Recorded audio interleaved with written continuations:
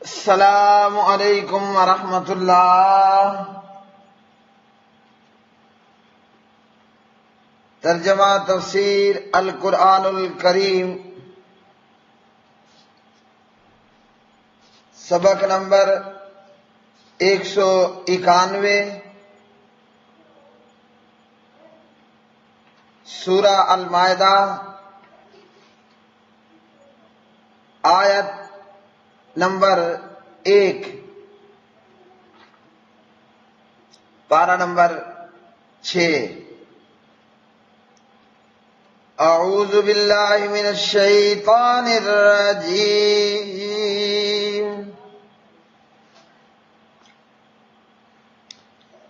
بسم اللہ الرحمن الرحیم۔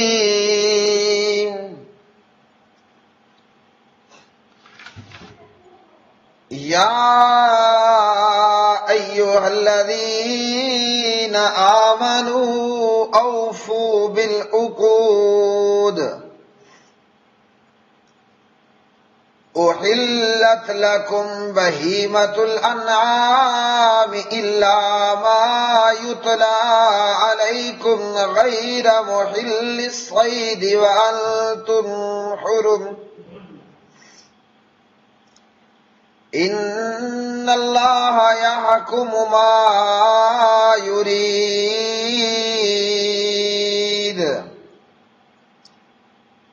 اللہ تعالیٰ کے نام سے جو بے حد رحم والا نہایت مہربان ہے۔ اے لوگو جو ایمان لائے ہو، عہد پورے کرو، تمہارے لیے چرنے والے چوپائے حلال کیے گئے ہیں سوائے ان کے جو تم پر پڑھے جائیں گے، اس حال میں کہ شکار کو حلال جاننے والے نہ ہو جبکہ تم احرام والے ہو۔ بے شک اللہ تعالی فیصلہ کرتا ہے جو چاہتا ہے۔ یا ایھا الذین، اے وہ لوگو جو آمنو ایمان لائے ہو، اوفو تم پورا کرو، بالعقود عہدوں کو، احلت حلال کر دیے گئے ہیں، لکم تمہارے لیے، بہیمہ چوپائے، الانعام مویشی، الا سوائے ما ان کے جن کی یتلا تلاوت کی جائے گی، علیکم تم پر، غیر محل اس حال میں کہ نہ حلال جاننے والے ہو، الصید شکار کو، وانتم حرم جبکہ تم حالت احرام میں ہو۔ ان اللہ بے شک اللہ تعالی یحکم فیصلہ کرتا ہے، ما یرید جو وہ چاہتا ہے۔ پیارے بھائیوں اور میرے بہنوں، آج کا سبق سورہ المائدہ کی پہلی آیت مبارکہ ہے۔ سورہ المائدہ یہ مدنی سورت ہے۔ اماں جی سیدہ عائشہ صدیقہ طیبہ طاہرہ رضی اللہ تعالی عنہ نے فرمایا، سورہ المائدہ سب سے آخر میں نازل ہوئی، لہذا اس کے حلال کو حلال اور اس کے حرام کو حرام سمجھو۔ مسند امام احمد، ترمذی 3063، عبداللہ بن عمر رضی اللہ تعالی عنہما اور علامہ المائدہ اس کا معنی بنتا ہے دسترخوان۔ اس سورہ مبارکہ کی آیت نمبر 114 میں ہے کہ نصارہ نے حضرت عیسیٰ ابن مریم علیہ السلام سے یہ کہا، اذ قال الحواریون یا عیسی ابن مریم هل يستطيع ربك أن ينزل علينا مائدة من السماء۔ جناب عیسیٰ علیہ السلام سے آپ کے حواریوں نے کہا کہ اے عیسیٰ، کیا آپ کا رب یہ طاقت رکھتا ہے کہ ہم پر آسمان سے ایک دسترخوان نازل کر دے؟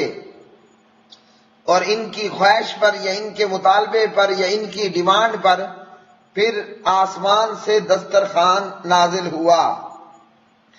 تو اس سورہ مبارکہ میں دسترخوان کا تعلق ہے، اور ویسے بھی دسترخوان پر کیا ہوتا ہے؟ کھانا پینا ہوتا ہے۔ تو اللہ رب العالمین نے اس آیت مبارکہ میں حلال اور حرام کے تعلق سے بھی بیان فرمایا۔ اس لیے اماں جی عائشہ نے کہا کہ اس صورت کے حلال کو حلال اور اس کے حرام کو حرام سمجھو، یعنی جو اس صورت نے حلال کر دیا وہ حلال ہے، اور جو حرام بتا دیا وہ حرام ہے، اس میں آگے کوئی ترمیم یا کوئی کمی پیشی نہیں ہے۔ اس آیت کے اندر 5 احکامات بیان ہوئے۔ ایک عقد عہد کے تعلق سے کہ اس کو پورا کرنا ہے۔ نمبر 2 چوپایوں کا حلال ہونا، اور جو چوپائے حرام ہیں ان کے متعلق کہ کچھ چوپائے تمہارے اوپر حرام ہیں، جن کا ذکر آیات میں اور حدیث کے اندر موجود ہے۔ احرام والے کے لیے شکار کا حرام ہونا اور حرم میں شکار کا حرام ہونا، غیر احرام والے کے لیے غیر حرم میں شکار کا حلال ہونا۔ احرام والے سے مراد وہ شخص جس نے حج بیت اللہ یا عمرہ کے لیے احرام باندھ رکھا ہو۔ عقد جس کا معنی ہے گرہ لگانا، عہد و پیمان، تو اس سے مراد شریعت کے احکام ہیں۔ اور ایک اور مقام پر عقد کو عہد سے بھی تعبیر کیا گیا ہے، فرمایا وَأَوْفُوا بِعَهْدِي، اور تم میرا عہد پورا کرو۔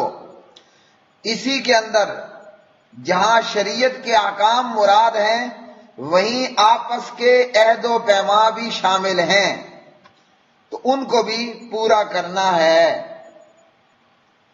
اور پھر اللہ رب العالمین نے فرمایا کہ تمہارے لیے چرنے والے چوپائے حلال کیے گئے ہیں۔ بہیمہ سے مراد درندوں کو چھوڑ کر باقی چوپائے ہیں، اور وہ سب حلال ہیں، چاہے وہ پالتو ہوں یا جنگلی ہوں۔ بہیمہ سے مراد درندوں کو چھوڑ کر باقی چوپائے ہیں، وہ سب کے سب حلال ہیں، بھلے وہ پالتو ہوں یا جنگلی ہوں۔ مثلا ہرن، نیل گائے، اور اسی طرح زیبرا، یہ سب حلال ہیں، سوائے ان کے کہ جن کا نام لے کر قرآن پاک میں یا حدیث کے اندر بتا دیا گیا۔ مثلا نام لے کر بتایا گیا کہ گھریلو گدھا حرام ہے اور جنگلی گدھا حلال ہے۔ الانعام سے مراد اونٹ، گائے، بھیڑ، بکری وغیرہ ہیں۔ اور جس شخص نے عمرے یا حج کا احرام باندھ رکھا ہو، یا جو شخص مکہ کی حدود حرم میں ہو، خواہ اس نے احرام باندھا ہو کہ نہ باندھا ہو، اس حالت میں شکار کرنا منع ہے، اور شکار کرنے والے کی کسی طریقے سے مدد کرنا یہ بھی منع ہے۔ یعنی احرام والا بندہ بھی شکار نہیں کر سکتا، اور اسی طرح حرم کی حدود کے اندر بھی شکار نہیں کیا جا سکتا۔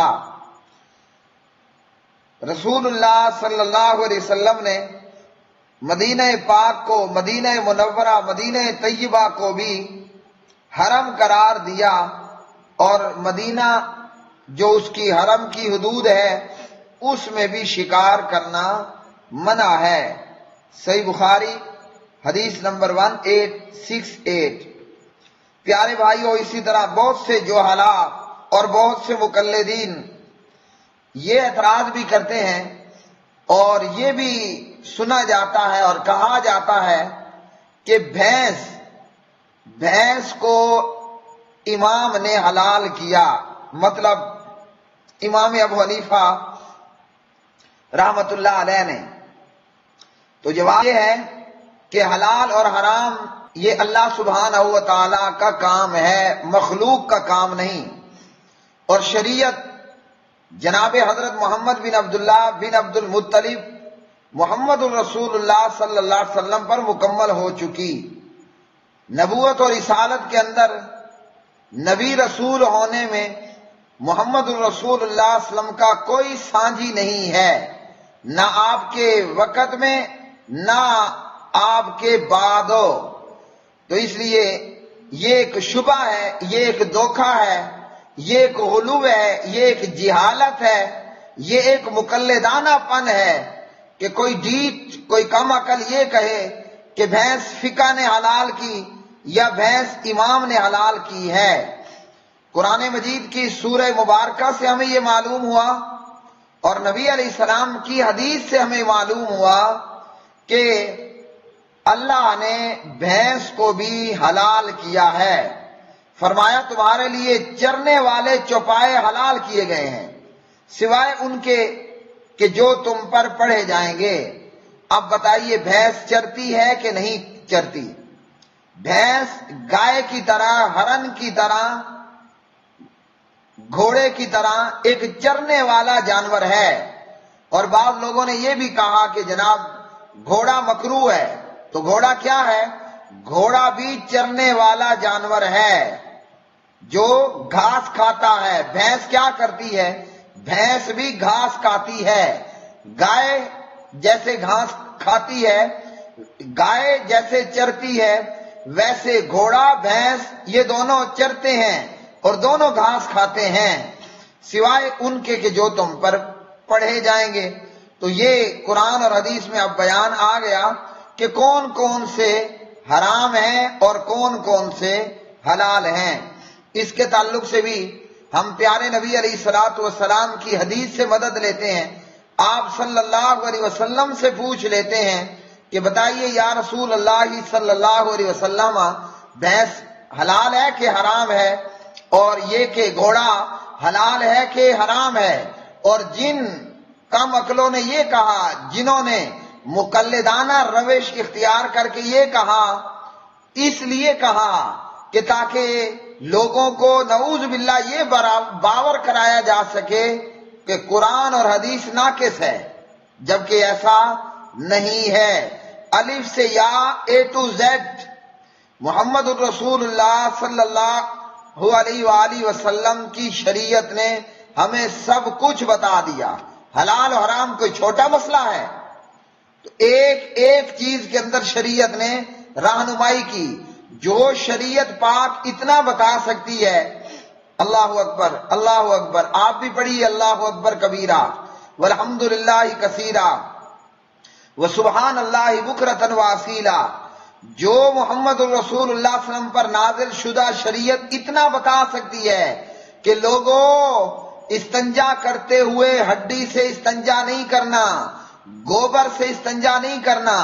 ہڈی تمہارے جن بھائیوں کا گوشت ہے، جنات کا، اور تمہارے جانوروں کا گوبر تمہارے جنات بھائیوں کے جانوروں کا چارہ ہے کہ نہیں؟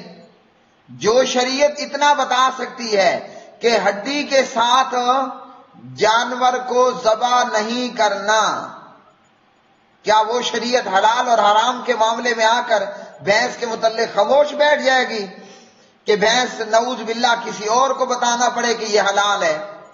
تو جس شریعت نے استنجے تک کے آداب بتا دیے کہ گوبر کے ساتھ استنجا نہیں کرنا اور ہڈی کے ساتھ استنجا نہیں کرنا اور ہڈی کے ساتھ جانور ذبح نہیں کرنا، تو وہ شریعت اس کے متعلق یہ گمان کرنا کہ وہ آپ کو بھینس متعلق نہیں بتائے گی کہ بھینس حلال ہے یا حرام. تو یہ قرآن مجید ہے، سب سے پہلے اللہ کا قرآن ہے کہ نہیں؟ فرمایا تمہارے لیے چرنے والے چوپائے حلال کیے گئے ہیں سوائے ان کے کہ جو تم پر پڑے جائیں گے. اب مقلد کہے گا گدھا بھی تو چرتا ہے نا، گدھا گھاس چرتا ہے کہ نہیں چرتا؟ چرتا ہے.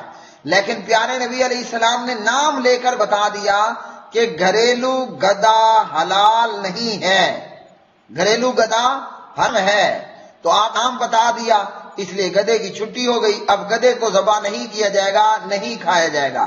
حالانکہ گائے بھی چرتی ہے، بھینس بھی چرتی ہے، گھوڑا بھی چرتا ہے اور گدھا بھی چرتا ہے.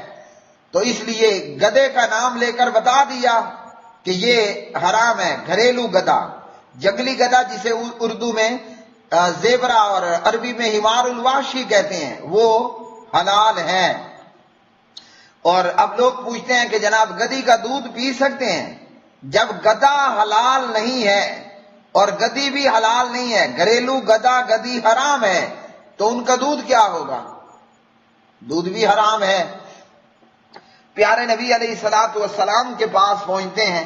ہاں جی، آپ صلی اللہ علیہ وسلم ہمیں یہ بتائیں گے کہ بھینس حلال ہے کہ حرام ہے. عن ابی ہریرہ رضی اللہ تعالی عنہ عن النبی صلی اللہ تعالی علیہ وسلم کل ذی ناب من السباع فأکلہ حرام رواہ مسلم وأخرجہ من حدیث ابن عباس بلفظ نہا وزاد وکل ذی مخلب من الطیر. یہ صحیح مسلم کی حدیث ہے. اس حدیث کا نمبر مسلم میں 1933 اور یہ حدیث بلوغ المرام کتاب الاطعمہ، یہاں بلوغ المرام کتاب الاطعمہ میں اس کا نمبر ہے 1135 اور بلوغ المرام کے ترجمہ تفسیر کے سبق 278 میں بھی 278 کے اندر بھی اس کا بیان ہو چکا. راوی حدیث ہیں جناب حضرت سید مولانا و حضرت ابو ہریرہ رضی اللہ تعالی عنہ. کہتے ہیں کہ آپ صلی اللہ علیہ وسلم نے فرمایا درندوں میں سے ہر کچلی والے جانور کو کھانا حرام ہے. کچلی والا مطلب نوکدار، نوکیلے دانت والا، جیسے شیر، چیتا، کتا، بگاڑ، یہ سب کیا ہے؟ یہ سب حرام ہیں. درندوں میں سے ہر کچلی والے جانور کو کھانا حرام ہے. اب بھینس کا منہ کھول کے دیکھ لیجئے، آیا کچلی والے دانت ہیں یا غیر کچلی والے گائے کی طرح کے دانت ہیں؟ اور اسی طرح دیگر الفاظ کے اندر ابن عباس کے حوالے سے رضی اللہ عنہ کہ پرندوں میں سے ہر وہ پرندہ حرام ہے جو پنجوں سے شکار کرنے والا ہو، جیسے شاہین، چیل. اب بتائیے نبی علیہ السلام نے بتایا کہ نہیں بتایا؟ بھینس کیا ہے؟ حلال ہے. اور اسی طرح جابر رضی اللہ تعالی عنہ راوی ہیں اور یہ بخاری مسلم کی روایت، بخاری میں 4219 نمبر کی روایت فرماتے ہیں حضرت جابر رضی اللہ عنہ نہا رسول اللہ صلی اللہ علیہ وسلم یوم خیبر عن لحوم الحمر الاہلیہ. خیبر کے روز گھریلو گدھوں کو حرام قرار دے دیا، گھریلو گدھے کے گوشت کھانے سے منع کر دیا. اور کیا فرمایا؟ وَآذِنَ فِي لُحُومِ الْخَيْلِ. اللہ اکبر. آپ صلی اللہ علیہ وسلم نے گھوڑے کے گوشت کی اجازت دی کہ گھوڑا حلال ہے، کھانا چاہو تو کھا سکتے ہو. اور اسی طرح گھوڑے کے حوالے سے ایک اور روایت اسماء بنت ابی بکر رضی اللہ تعالی عنہما راویہ ہیں اور بخاری میں 5512 ہے.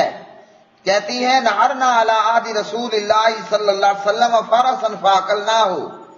ہم نے پیارے نبی کے عہد میں گھوڑا ذبح کیا اور گھوڑے کو کھایا. تو بھائیوں کیا پتہ چلا؟